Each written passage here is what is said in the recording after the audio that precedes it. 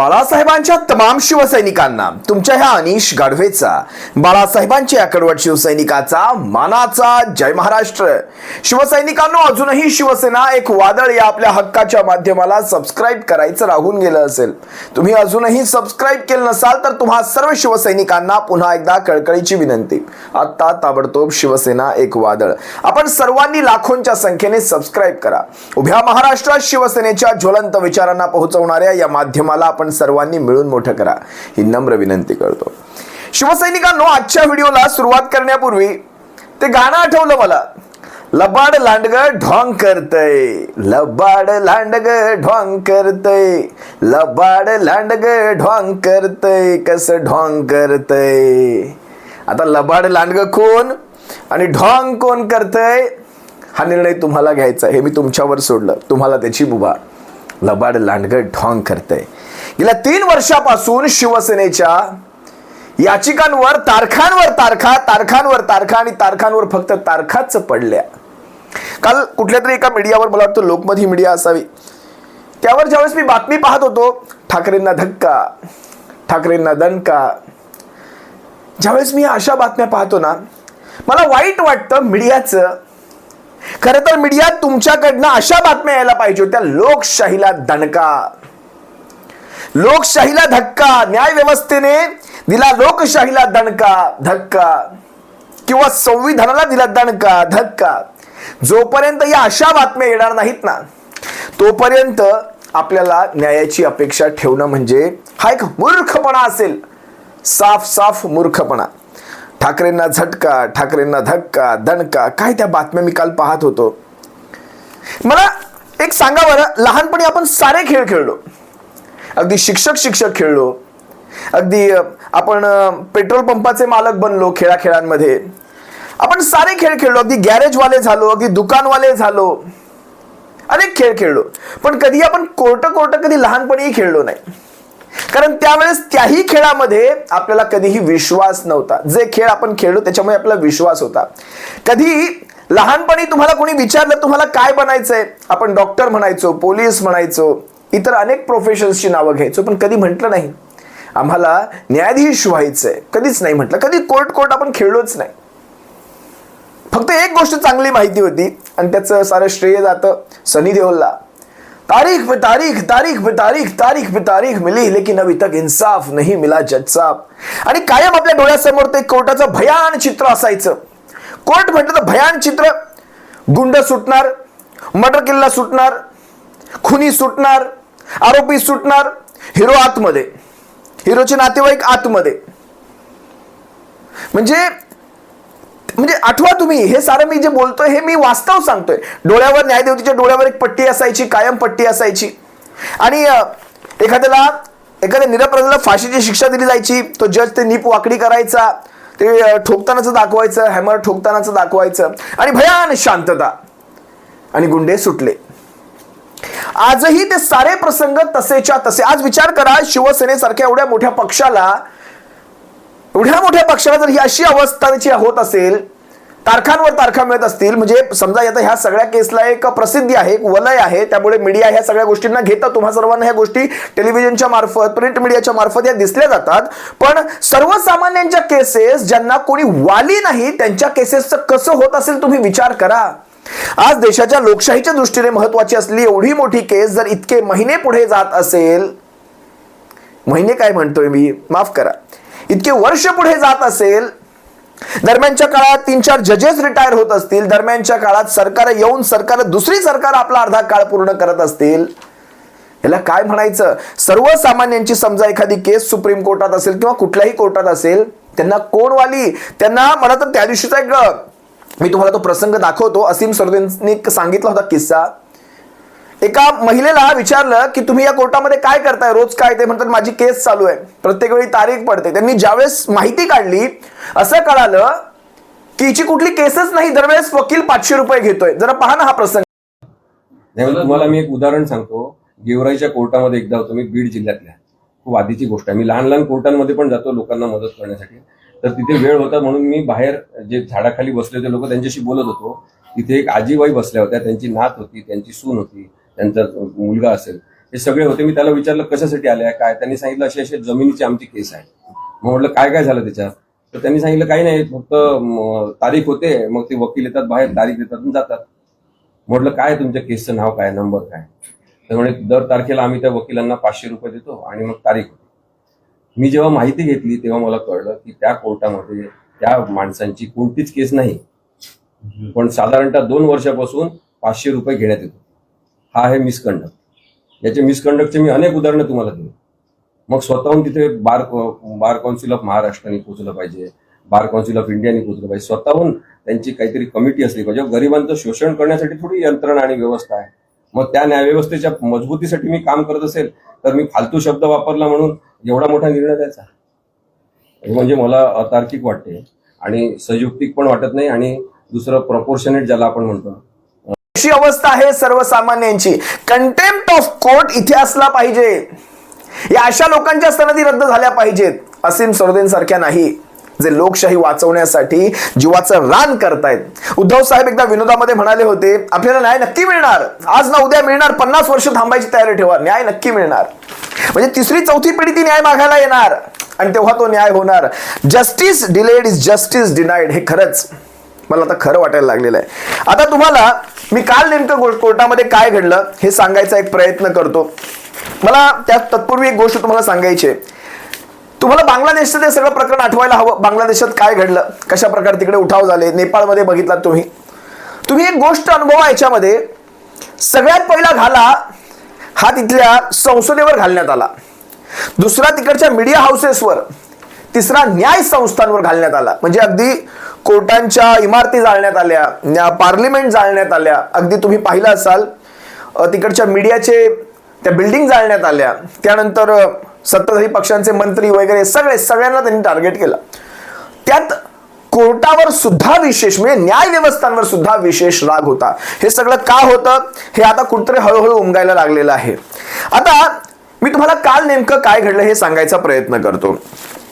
पण एक या सगळ्या काल ज्यावेळेस गोष्टी घडत होत्या त्यावेळेस काही मला कमेंट्स अशा येत होत्या.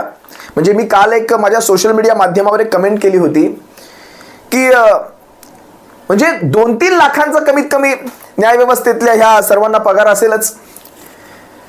म्हणजे हा 2-3 लाखांचा पगार हा फक्त तारखांवर तारखा यांसाठी असतो का? हा माझ्या साध्या म्हणजे आपण सर्वसामान्य माणसं आपल्या मनाला हा पडलेला एक प्रश्न, हा फक्त तारखांवर तारखा देण्यासाठी असतो का? तर खाली एक कमेंटला उत्तर असं आलं की त्यांना विचारा, जर हा वेळेवर होत असेल तर हा वेळेवर देणं बंद करा, त्याला तारखांवर तारखा द्या आणि मधल्या काळात जर रिटायरमेंट आली तर देऊच नका. मला खरंच लोकांच्याही त्या कल्पकतेवर आता मला हसू नाही आलं, पण मला ती योग्य कल्पकता वाटली. आता कुत्र्या मांजरांच्या केसेस, काहींच्या कमेंट्स अशा होत्या, कुत्र्या मांजरांच्या केसेस, अगदी समलैंगिकांच्या केसेस सुद्धा अगदी प्रायोरिटीवर घेण्यात आल्या. म्हणजे समलैंगिकांच्या, त्याला आपण काय, त्याचा आपला काही म्हणजे तो आपल्या विषयातला भाग नाही म्हणा, त्याला इथे घेणं, परत कुणाच्या काही भावना दुखावल्या जातील आपल्याला माहित नाही. म्हणजे कुत्र्या मांजरांच्या केसेस असतील, समलैंगिकांच्या, त्या आपापल्या जागी असतीलही महत्वाच्या. पण शिवसेनेची केस खरं तर ही देशाच्या लोकशाहीच्या हिताच्या दृष्टीने मजबूत असलेली म्हणजे गरजेची असलेली ही केस जर होत नाही, तिच्यावर काही सुनावणी होत नाही, या बाकीच्या केसेसवर होतात. म्हणजे बघा ना, आपण कुठल्या प्रायोरिटीवर आहे, आपली प्राथमिकता आहे का? ह्या लोकशाही वाचवण्याच्या केसेसवर कुठलीही प्राथमिकता नाही. आज जर ही शिवसेना आज जात्यामध्ये आहे, भविष्यात हे सारे प्रादेशिक पक्ष हे सुपामध्ये आहेत, भविष्यात काय घडणार? हे असंच घडणार, मग त्याच्यानंतर उद्रेक होणार आणि ते उद्रेक व्हायला सुद्धा वेळ जाणार नाही.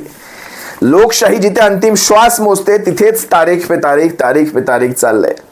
आता मी तुम्हाला सगळ्यात पहिला व्हिडिओ दाखवतो. काल नेमकं काय घडलं, असीम सरोदेंचं ते वक्तव्य बाहेर आलं. त्यांनी काय सांगितलं की कोर्टाच्या मनात असं काहीतरी आहे की इथे काय निवडणुका रोजच घडत असतात, त्यामुळे निवडणुका जवळ आल्यात. हा युक्तिवाद तुमचा पटण्यासारखा नाही. नेमकं काय बोलले पहा. नेमकं काय घडलं?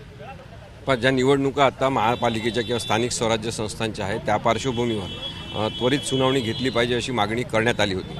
परंतु न्यायालयाने सांगितलं की भारतामध्ये निवडणुका नेहमीच होत असतात, त्यामुळे त्याच्याबद्दल एवढा बाऊ करण्याचं कारण नाही. कदाचित अशा प्रकारचं त्यांचं म्हणणं होतं की आपण नेहमीच इलेक्शन मोडमध्ये असतो, त्यामुळे आत्ता आम्हाला सुनावणी घेण्यासाठी जास्त संयुक्तिक वेळ नाही आहे, याला पुरेसा वेळ दिला पाहिजे. त्या अनुषंगाने त्यांनी 21 तारीख जानेवारीची ठेवलेली आहे. असीम सरोदेंच्या या वक्तव्यातून मला सारं काही समजलं, नेमकं आतमध्ये काय घडलं असणार. पुढे ते असंही म्हणाले, लोकशाही तारखांवर कधीपासून चालू लागली आहे. लोकशाही आता तारखांवर आलेली आहे. लोकशाहीचं टिकणं, त्या संविधानाचं टिकणं हे तारखांवर आलेलं आहे. काय म्हणाले? शिवसेना हा मूळ पक्ष फुटला तेव्हापासून आत्तापर्यंत सतत तारखा होत आलेल्या आहे आणि याचं वाईट आपल्या सगळ्यांना वाटलं पाहिजे, भारतीय नागरिक म्हणून. तारखा घेणाऱ्यांना, तारखा मागणाऱ्यांना आणि ती तारीख देणाऱ्यांनासुद्धा वाईट वाटलं पाहिजे. कारण आपण हे सगळेजण या संस्थेचा आणि यंत्रणेचा भाग आहोत लोकशाही म्हणून. ती लोकशाही जर अशा तारखांवर चालत असेल तर त्याबद्दलचं दुःख आपल्याला सगळ्यांना वाटलं पाहिजे. शिवसेनेच्या कालच्या केसवर थेट 21 जानेवारी ही तारीख देण्यात आली. आता तुमच्या माहितीसाठी सांगतो, डिसेंबर महिना हा सुप्रीम कोर्टाच्या सुट्टीचा महिना आहे, पण तरी सुद्धा डिसेंबर संपल्यानंतर जानेवारीचा पहिला आठवडा मिळू शकला असता. काही नाही तर कालची तारीख, समजा काल तुमच्याकडे काही महत्त्वाच्या केसेस होत्या तर या आठवड्यातली एखादी दुसरी तारीख मिळाली असती किंवा पुढच्या आठवड्यातली मिळाली असती, नोव्हेंबरच्या शेवटच्या आठवड्यातली मिळाली असती. नाही मिळाली. आता ह्या सगळ्यामध्ये, ह्या तारखांच्या खेळामध्ये तुम्हाला मी काय सांगणार. आजवर संगणकीकृत तारखा मिळत होत्या, पण एक त्यातल्या त्यात एक जमेची बाजू जर तुम्हाला सांगायची झाली, आता ह्याच्यातून काहीतरी जमेचं काढलं देखील पाहिजे. जमेची बाजू फक्त ह्या सगळ्यामध्ये मला एक गोष्ट अशी जाणवली काल ज्यावेळेस मी सगळं काही पाहत होतो, म्हणजे जस्टिस सूर्यकांत आणि जस्टिस बागची यांच्या खंडपीठापुढे हा सगळा कालचा प्रकार चालू होता. काल मला वाटतं ही 19व्या क्रमांकावर याचिका सुनावणीला होती आणि ज्यावेळेस ही सुनावणीला सुरुवात झाली, अगदी 12व्या किंवा 13व्या मिनिटावर हे सगळं संपलं. 12-13 मिनिटामध्ये. आता शिवसेनेची बाजू देवदत्त कामत होते, राष्ट्रवादीकडनं अभिषेक मनु सिंघवी होते, मला वाटतं मुकुल रोहतगी शिंदे गटाचे होते, कपिल सिब्बल साहेब होते. या सगळ्या वकिलांकडनं ज्यावेळेस जस्टिस सूर्यकांत यांनी विचारणा केली की तुम्हाला, म्हणजे शिवसेनेला किंवा राष्ट्रवादीला, तुम्हाला किती वेळ लागेल हे सगळं प्रकरण तुमचे हे सुनावणीसाठी किंवा तुमचा युक्तिवाद मांडण्यासाठी, तर 2 तासांचं सांगण्यात आलं. राष्ट्रवादीने सुद्धा 3 तास सांगितले किंवा शिंदे गटाकडनं 3 तास सांगण्यात आले. 3 तास अधिक 2 तासाचे 5 तास ज्यावेळेस त्यांना कळाले, ते म्हणाले 5 तास तरी आज आपण देऊ शकत नाही, त्यामुळे आपण तुमच्या ह्या प्रकरणाला पुढची तारीख देतोय आणि पुढची तारीख असेल 21 जानेवारी. आणि जी मी जमेची बाजू असं म्हणतोय, ती जमेची बाजू अशी की ती तारीख देताना त्यांनी असं सांगितलं की म्हणजे संगणकीकृत तारीख ही वेगळी, पण ही नमूद केलेली तारीख आहे आणि ही तारीख त्या तारखेला येतेच येते. म्हणजे त्या दिवशी दुसरी कुठलीही केस, महत्त्वाची केस सुनावणीला ठेवू नका. बरं, त्याचबरोबर दुसऱ्या दिवशीही म्हणजे 22 जानेवारी रोजी सुद्धा दुसऱ्या दिवशीही कुठलीही महत्त्वाची केस सुनावणीला ठेवू नका, अशा प्रकारचे आदेश जस्टिस सूर्यकांत यांनी दिले. हीच काही ती मला जमेची बाजू वाटते. म्हणजे याचा अर्थ सगळी प्रकरणं क्लब करतायत, म्हणजे पक्षचिन्हाचं, त्यानंतर नावाचं, त्यानंतर आमदारांची अपात्रता सुद्धा, आणि दोन्हीकडचे म्हणजे राष्ट्रवादी काँग्रेस आणि शिवसेनेच्या दोन्हीकडच्या याचिका या क्लब होऊन पहिली शिवसेनेची बाजू, त्यानंतर राष्ट्रवादीची बाजू आणि त्यानंतर, आणि यामध्ये सगळ्यात महत्त्वाची गोष्ट, आपण याचिका करते आहोत, आपण रिस्पॉन्डंट नाव, आपण याचिका करते आहोत, ही सगळ्यात महत्त्वाची गोष्ट आहे.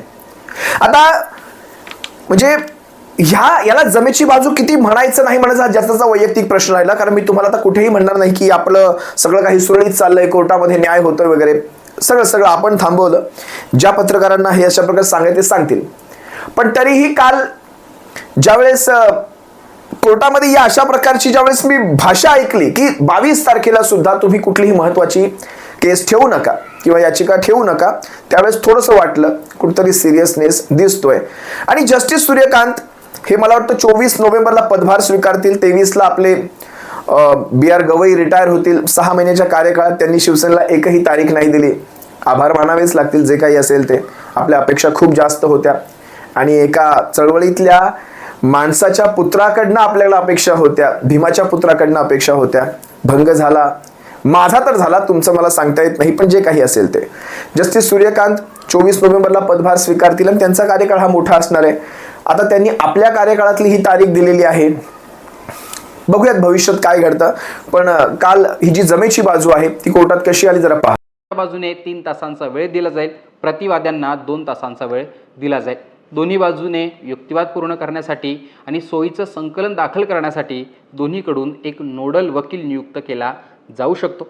21 जानेवारी 2026 रोजी सकाळी 11:30 वाजता पुढील सुनावणी होईल. खंडपीठ तोंडी सूचित करत आहे की 22 जानेवारी रोजी सुद्धा ही सुनावणी सुरू राहील. दुसऱ्या दिवशी कोणतीही महत्त्वाची सुनावणी ठेवू नये असं खंडपीठाने सूचित करत ही ऑर्डर दिलेली आहे. अशा प्रकारे शिवसेना आणि राष्ट्रवादी दोन्हीचा निकाल हा जानेवारी 2026 म्हणजे आता पुढच्या वर्षीच लागू शकतो. जोपर्यंत महापालिका निवडणुका ह्या झालेल्या असतील अशीच दाट शक्यता आहे. काल माननीय सुप्रीम कोर्टामध्ये ही याचिका सुनावणीला होती. त्यासाठी दिल्लीमध्ये ॲडव्होकेट अनिल परब शिवसेनेचे आमदार, अनिल देसाई खासदार किंवा अरविंद सावंत साहेब खासदार, ही माणसं काल दिल्लीमध्ये होती. ज्यावेळेस त्यांना ही पुढची तारीख ज्यावेळेस पडली त्यावेळेस मात्र त्यांचा पूर्ण हिरमोड झाला. ज्यावेळेस ते बाहेर येत होते, पत्रकारांनी त्यांना विनंती केली, त्यांनी आपलं मनोगत थोडक्यात ठेवलं तिथे, पण चेहऱ्यावर तो उत्साह अजिबात नव्हता. कारण तारखांवर तारखा किती घेणार. अनिल देसाई साहेबांच्या चेहऱ्यावर सगळं काही स्पष्ट होत होतं, अरविंद सावंतांच्या होतं, अनिल परब साहेबांच्या होतं. पण काल न्यूज 18च्या एका बातमीमध्ये मला तो शब्द मिळाला जो मी शोधत होतो. आजकाल मीडिया हे सगळे शब्द वापरत नाहीत, पण आता ते शोधावे लागतात आणि ते सत्य शेवटी कुठेतरी लपून छपून का होईना पण ते सत्य बाहेर येतं. काय म्हटलं न्यूज 18 जरा पहा. आजच्या या संपूर्ण 12 मिनिटाच्या सुनावणीमध्ये जर बघितलं आपण तर निश्चितपणे एकनाथ शिंदे यांना कुठेतरी दिलासा मिळालेला आहे, त्यांच्या शिवसेना पक्षाला दिलासा मिळालेला आहे.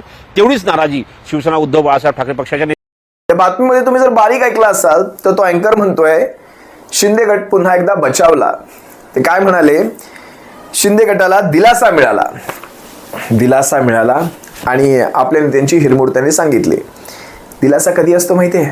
ज्यावेळेस मनामध्ये धाकधूक असते. शिवसेना ताकदीनिशी बोलते, तुम्ही याचिका सुनावणीला घ्या, आम्हाला जे काही मांडायचंय ते सगळं आम्ही कोर्टापुढे मांडू, आमची बाजू ही सत्याची आहे. आणि समोरचा गट वारंवार ही याचिका पुढे कशी जाईल, आणखी पुढे कशी तिची तारखा मिळतील याची वाट पाहत असतो. खरं तर असं म्हणण्यापेक्षा की शिंदे गटला दिलासा, खरं तर हा शब्द मीडियाने वापरला पाहिजे. पुन्हा एकदा शिंदे गट बचावला. शिंदे गटाला पुढची तारीख मिळाल्यामुळे शिंदे गटाचं आजचं मरण उद्यावर गेलं, हे अशा प्रकारचे शब्द असले पाहिजे. पण ठीक आहे, त्यांच्या मर्यादा आहेत, आपण समजू शकतो. ज्यावेळेस जस्टिस सूर्यकांत यांनी या शिंदे गटाला 21 तारीख दिली, 21 जानेवारीची तारीख दिली, त्याच वेळेस मी समजून चुकलो. शिंदे गटाचा आता येणाऱ्या स्थानिक स्वराज्य संस्थांच्या निवडणुकीत तो धनुष्य वापरण्याचा मार्ग हा संपूर्णपणे मोकळा झाला. आपली कदाचित ही मागणी असू शकली असती या केसमध्ये की शिवसेनेच्या धनुष्य चिन्हाखाली ती ओळ यावी की हे चिन्ह हा कायदेशीर प्रक्रियेचा भाग आहे, न्यायालयीन प्रक्रियेचा भाग आहे, अंतिम चिन्ह नाही. किंवा जसं शिवसेनेकडे मशाल हे नवीन चिन्ह आहे तसं शिंदे गटाकडे सुद्धा एक चिन्ह नवीन देण्यात यावं आणि धनुष्य हे चिन्ह गोठवण्यात यावं. पण आता तसं काही होईल असं मला वाटत नाही, कारण तारीखच आता जवळपास निवडणुकांच्या निकालांच्या नंतरची पडलेली आहे किंवा निवडणुका होऊन जातील तोपर्यंत. स्पष्ट आहे, यांना ते हायसं वाटलं असेल, चला बाबा सुटलो, धनुष्य वापरायला मिळतोय, जे काही असेल ते असो. तुर्तास मी तुम्हा सर्वांची रजा घेतो. जे काही घडलं तुम्हा सर्वांसमोर ठेवलं. न्यायाची अपेक्षा किती करावी नाही करावी आता हा मी तुमच्यावरच सोडतो हा प्रश्न. कारण आता त्या खोट्या आशा देणं हे आता काही जमत नाही. कारण अजूनही न्यायपालिकेवर विश्वास आहे, मी अजूनही पूर्ण विश्वास हरलेलो नाही, पण तरी सुद्धा हे सगळं आता एक मृगजळ वाटू लागलेलं आहे. आज तिसरी चौथी पिढी कोर्टाच्या खेटा मारते, पण गोष्टी घडताना दिसत नाही. आज सर्वसामान्यांना ज्यांना कोणी वाली नाही, विचार करा, ज्यांना कोणी वाली नाही त्यांचं काय होत असेल. त्यांची साधी एखादी बातमी स्थानिक वृत्तपत्रात सुद्धा येत नसेल, त्यांना कोण विचारणार? या एवढ्या मोठ्या केसेसला जर कोणी विचारत नसेल तर. असो, तुर्तास सर्वांची रजा घेतो. सप्रेम जय महाराष्ट्र. बाळासाहेबांच्या शिवसैनिकांनो काळजी घ्या. जय महाराष्ट्र.